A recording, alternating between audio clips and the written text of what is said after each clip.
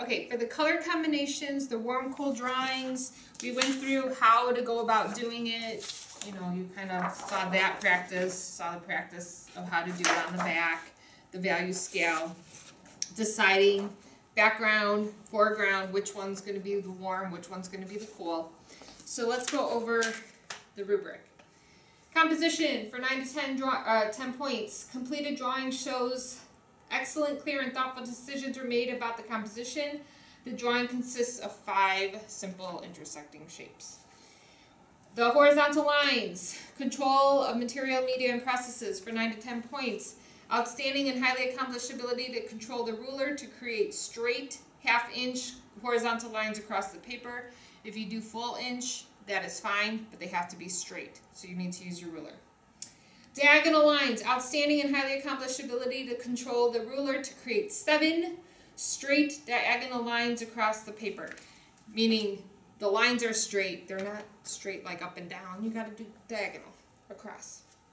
So that's 9 to 10 points.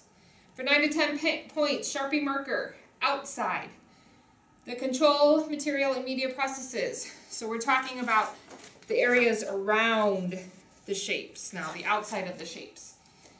9 to 10 points, outstanding and highly accomplished ability to control the Sharpie marker to create a consistent filled-in black line in every other line outside of the shapes. So again, you're kind of creating like a checkerboard, if you will, outside of the shape so that they're opposite. Nice, solid, complete black line. Sharpie marker inside. So now we're switching to what's going on. You can kind of see it better in this one. Inside the triangle, the black Sharpie marker.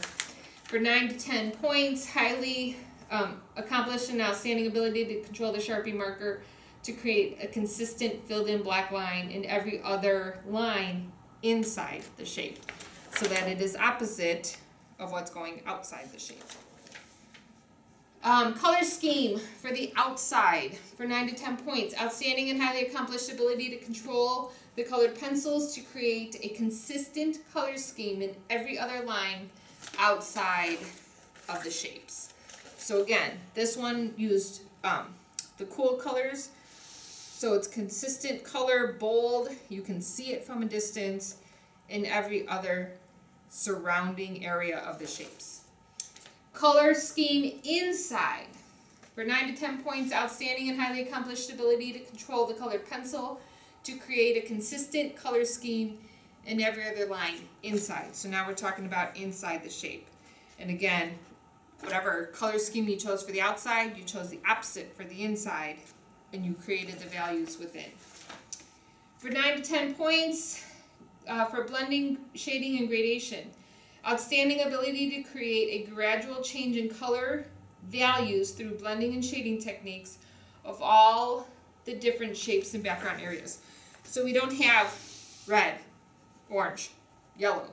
You have a nice gradation going from red through the orange to the yellow, within going from the violet to the blue to the green within. So it has that nice gradual change. Remember, we don't want stripes. Like when you do the value scale, you want it to go from black to white with all those grays in between. Now you're just doing it with color. Craftsmanship, careful time and extreme care was put into the entire drawing. All areas of the paper are clean and smudge free. Excellent use of class work time. That's for 9 to 10 points. And 9 to 10 points for on time and complete. Work is completely done. No additions or corrections need to be made. And it was turned in on time. I know the examples at the bottom are in black and white, but you have examples up here that you can see and that you can kind of look at in the video so you can see how the colors play a part in this. And then again, the reflection.